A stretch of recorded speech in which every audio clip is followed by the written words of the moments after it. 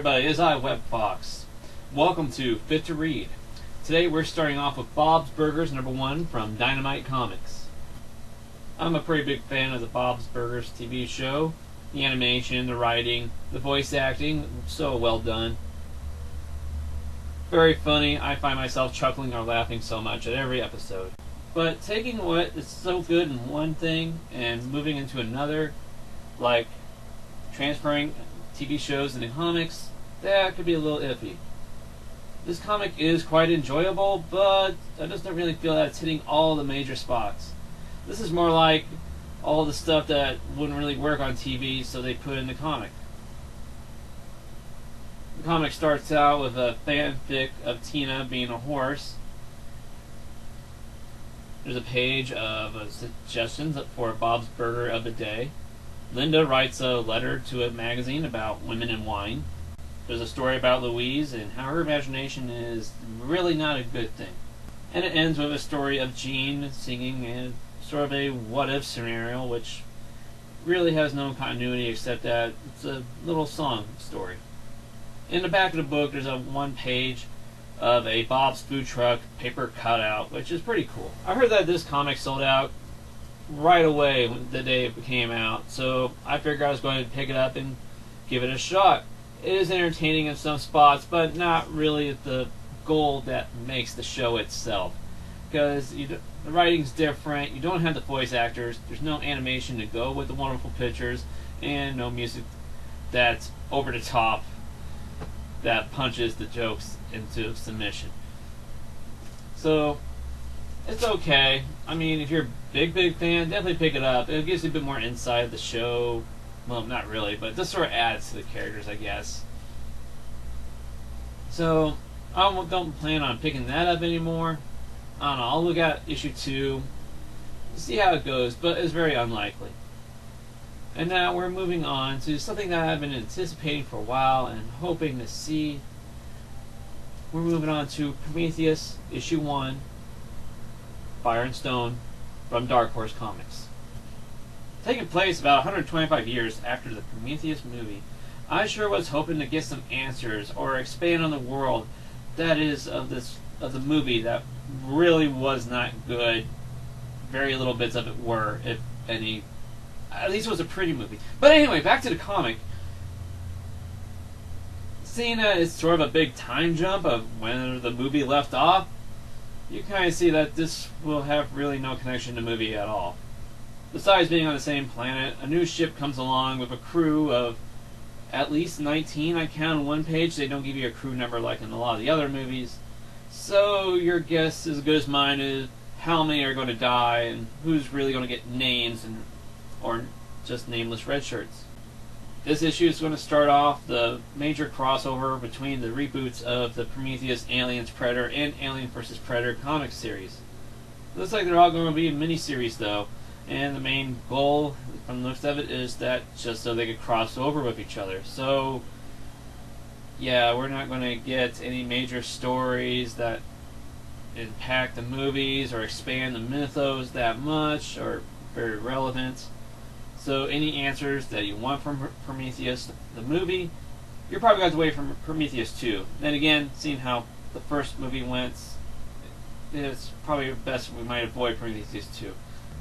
And considering that this is a crossover with the other series, you might want to keep in mind that this takes place about 45 years after the movie Aliens, which, as I've seen in the preview pages, the Aliens comic take place just not too long before the Marines arrived there. So,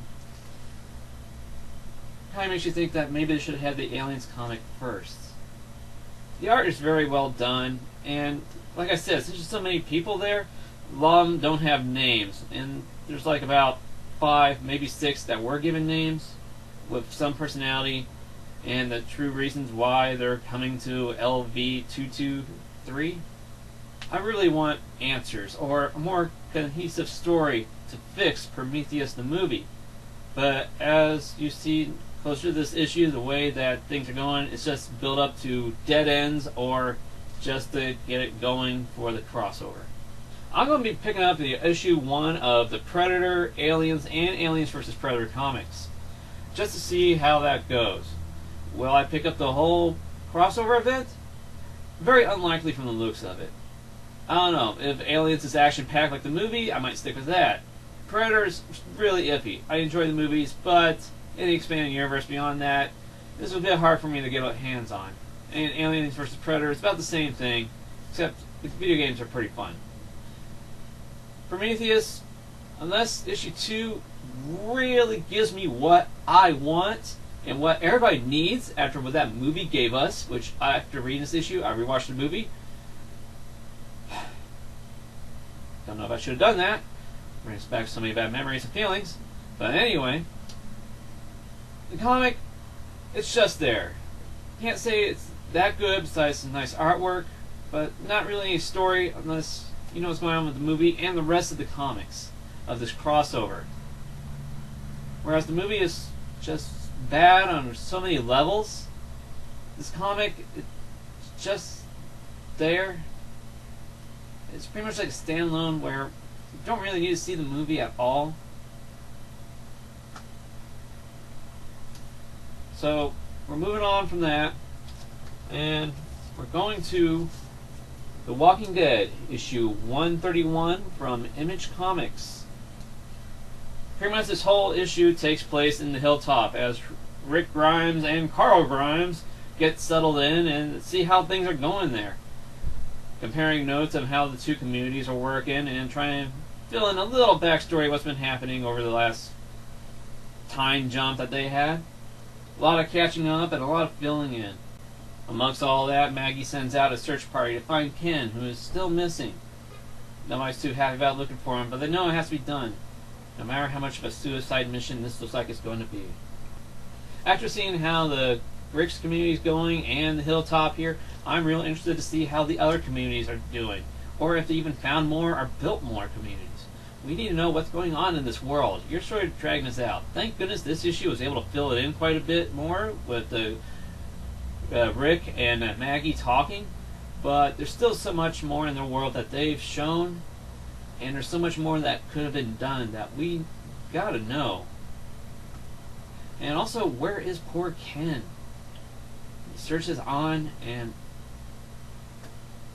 hopefully he can be found.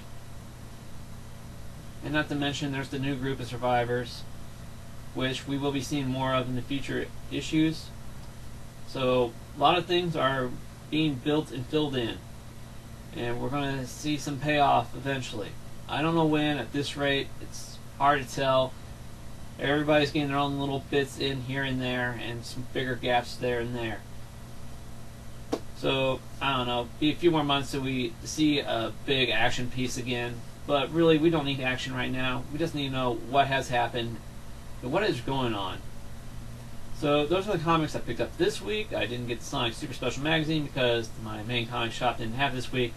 But should probably end the next week. And also, I think there's a checklist on the back of the Prometheus comic. Yeah, there's a checklist on the back of the Prometheus comic that shows the release dates of the Aliens, Predators, Prometheus comics. So it looks like the next one's going to be the Aliens. Can't wait for that. WebFox, thank you for watching.